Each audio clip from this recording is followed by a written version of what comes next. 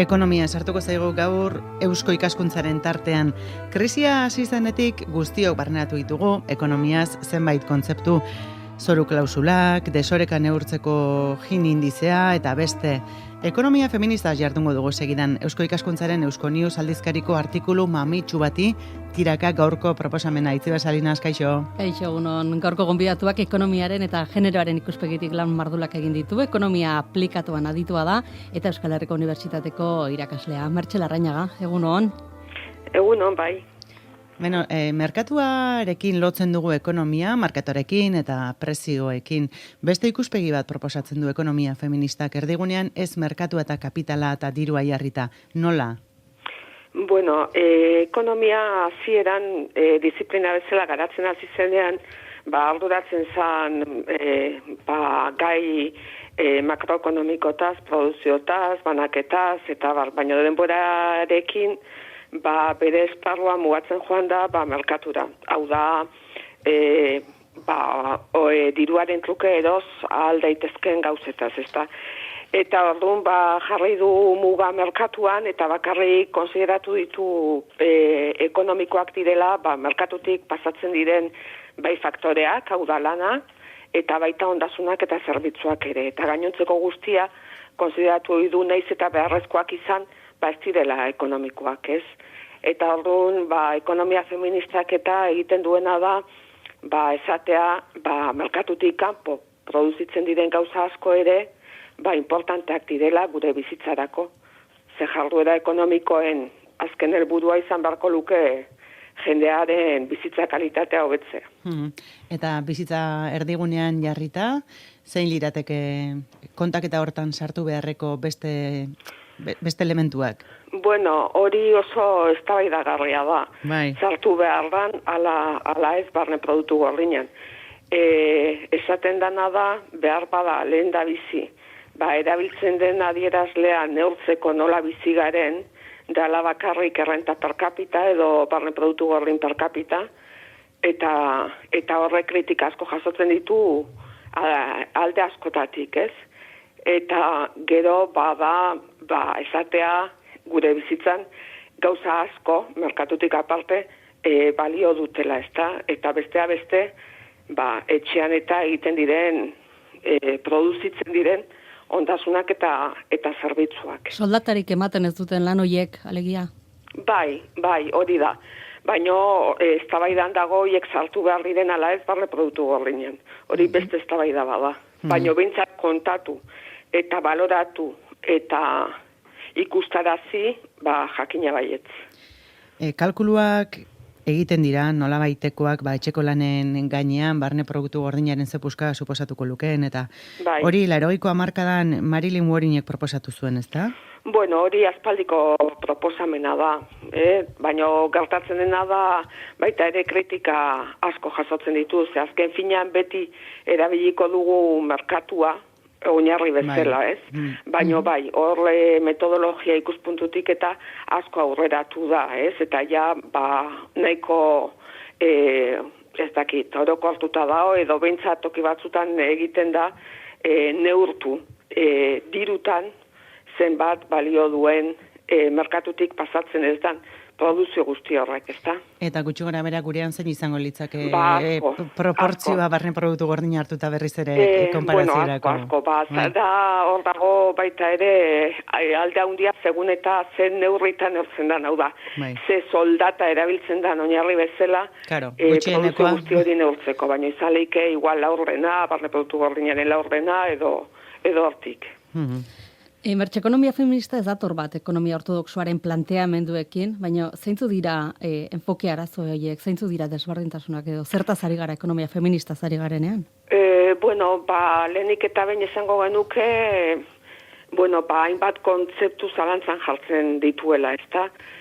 Alde batetik, lanaren kontzeptua, ekonomia bakarrik, ekonomia konbentzionalak ezalik bakarrik kontuan hartzen duela merkatutik pasatzen dana, eta ekonomia feministak esaten du ezetz, hortik aratago doala, kontzeptu asko zabalagoa dala, gero realitatearen azterketa beste erabatekoa desberdintasunez asko kezkatzen den disiplina da, edo korrientea da, orokorrean desberdintasunekin orokorrean eta genero desberdintasunekin bereziki, eta gero esango nuke beste ezaugarri importante badal, hori ez, normalean gai hauek lantzen dituzten egetzaile gustatzen errealitate, eta orduan helburu aldatzea litzateke, ezta? Beste gizarte berdintsuago baten bat bilatzea. Bai, berdintasunera bidean egiten direnean bestelako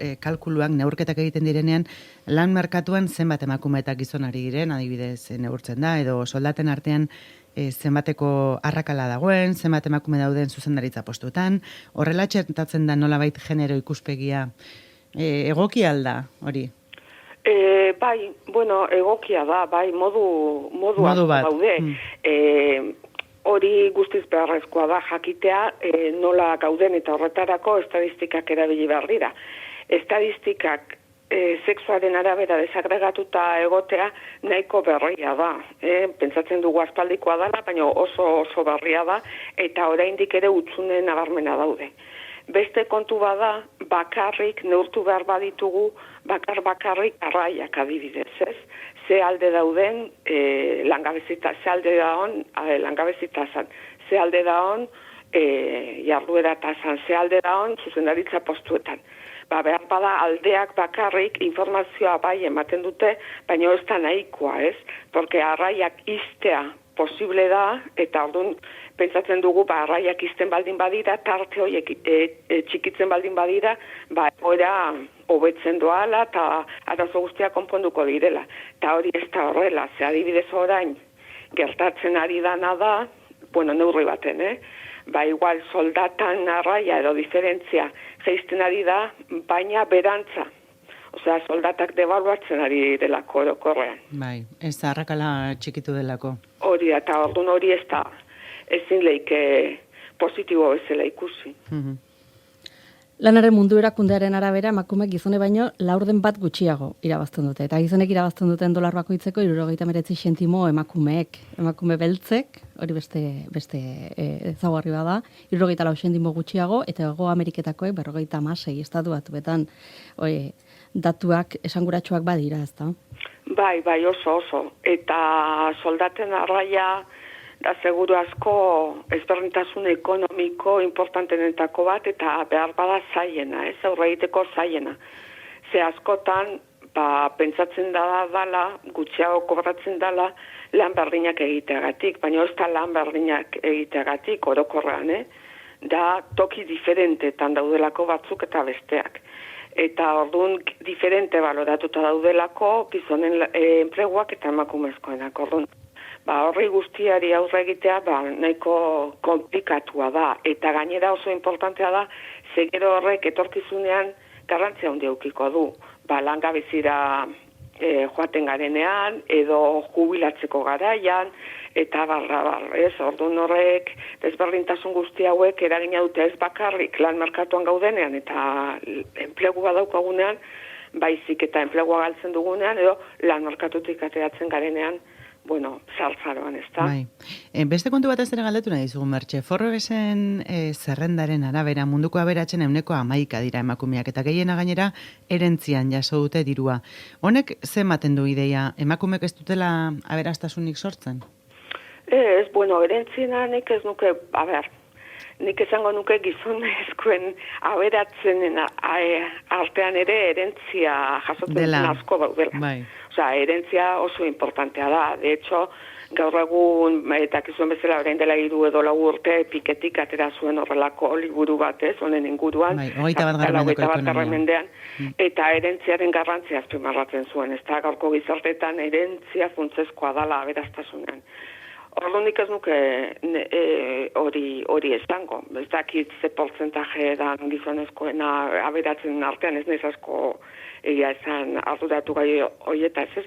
Baina hori orokorra da, fortuna handiak neurri handi baten ez dira egun batetik bestera egindakoak izaten. Baina gero aldatzerakoan ere, egoera sozioekonomiko horrek baldintzatzen du oraina eta etorkizuna, eta emakume eta gizon izatea ere bai. Bai. Bai. Geroa esan nahi dezu pentsioak Garatzeko aukera, etorkizuna, karrera bat, norberak aukeratzeko eskubide hori, ez da? Aberastasunak. Ez, herentzia horrek. Claro, hor dago desberdintasunen oinarri bat, claro. Bai. Aukera guztiz desberdinak dira, porque ekonomia konbentzionaletik eta ortodoxotik eta azpimarratzen da, jendea heltzen da tokitara merituagatik. Baina garbi dago aukerak oso diferenteak direla. Eta adibidez, eliteko unibertsitatetara joateak eta ez da hango hezkuntza asko hobeagoa dalako, eta baizik eta talde baten sartzen zarelako, eta gero talde horrek aukera handiak eskainiko dizkizulako bizitzan zehar. Eta hori hor bai ikerketak eginda daudela, ze aukera dituzten familia aberatzetan jaioak edo besteak, ezta? Beraz, emakume lan merkatuan sartzearekin berdintasuna etorri zaigula, edo aukera berdintasun hori dugula sinistu dugu, baina erreala alda aukeratzeko eskubide hori. Oraindik ez, oraindik ez, aurrera pausuak oso handiak izan dira, hori uka ezina da, esan leike baita deitzen dan hori ez, lanaren zatiketa sexual klasikoa deitzen dan hori, hau da gizonak lanean, merkatuan eta emakumezkoak etxean hori ja historiara pasatu dela, baina oraindik ere ikuspuntu sozialetik eta ideologikotik indarra handia dauka, eta merkatutik pasatzen ez diren gauza guzti horiek, lan guzti horiek, banatzen ez diren bitartean, nola egunak guztiontzat 24 ordu dituen, merkatuan aukerak diferenteak izango dira, eta normalean emakumezkoen aukerak txikiagoak izango dira. Eta gero dago zaintzara edo norbait etxean geratzea erabakitzen denean ere ze pixu daukan bere lanaren ordainetan jasotzen duen diru horrek, ezta? Claro. Normalean hartzen dan erabakia askotan izaten da, etxean gelditzen da edo baimenak hartzen ditu edo eszedentziak edo dalakoak soldata bajuena duenak eta claro, horrela, eta aparte tradizioak, estereotipoak eta duten indarra ere azpimarratzekoa da, baina bai. Hor mertxe askotan aipatu izan dira laguntzak, ezta? Errenta unibertsalak edo laguntzeko zainketa lan hori nolabait ordaintzeko. Ez dakit polemika handia eta eztabaidagai garrantzitsua izan da. Bueno, errenta unibertsala zaintza lan horiek ordaintzeko, errenta unibertsala orain planteatzen da errenta unibertsala bezala, ez? Eta horrek, gainera ikuspuntutik, pentsatzen dut eztabaida sortzen duela. Nik zaintza horiek ordaintzeko soldata bat, hau da, hori lotzen da pixka bat etxeko anrentzako soldataren eztabaidarekin, eta nik neukoz nuke ikusiko. Baina nik uste dut soluzioa dela edo konponbidea dela hori guztion artean banatzea, behar bezala. Ze hori ordaintzen baldin bada dirutan eta horrela, eta seguru asko ez da diru asko izango, eta orduan desberdintasunak ikuspuntu ekonomikotik handiak izango dira, ez. Eta gainera seguru asko horre bultzatuko du betikoak, hau da emakumeak egitea, beti orain eta etorkizunean ere lan horiek. Bertxe, ekonomiaz hitz egiten dugunean azkenaldi honetan denak tentuz, ez, eta nahiko larritu egiten gara. Eta ekonomia feministak beste aldagai batzu jartzen ditu mai gainean, zer ekarriko liguke kontutan hartuko bagenu, edo ekonomia kontuan hartuko balu feminismoa, edo ekonomia feminista hori aldatuko alditzateke gure egunerokoa, gure egoera? Bueno, gure egunerokoa egun batetik ez luego ez, seguru asko. Baina, bueno, kontuan eukiko bagenuke erabaki ekonomikoak eta politika ekonomikoko erabakiak eta hartzerakoan importantea dela jendea eta jendearen bizitza eta emakumeen bizitza eta hoiena, seguru asko, erabakiak diferenteak izango lirateke, ez? Edo importanteak direla zerbitzu publikoak bermatzea jendearen bizitzarako eta ongizaterako eta ez litezke ez ziren hartu diren neurriak murrizketetan eta horrelakotan. Mertxe Larrañaga, eskerrik asko, gure ikuspegia zabaltzen laguntzeagatik. Bale, oso ondo. Beste bat arte. Bai, agur.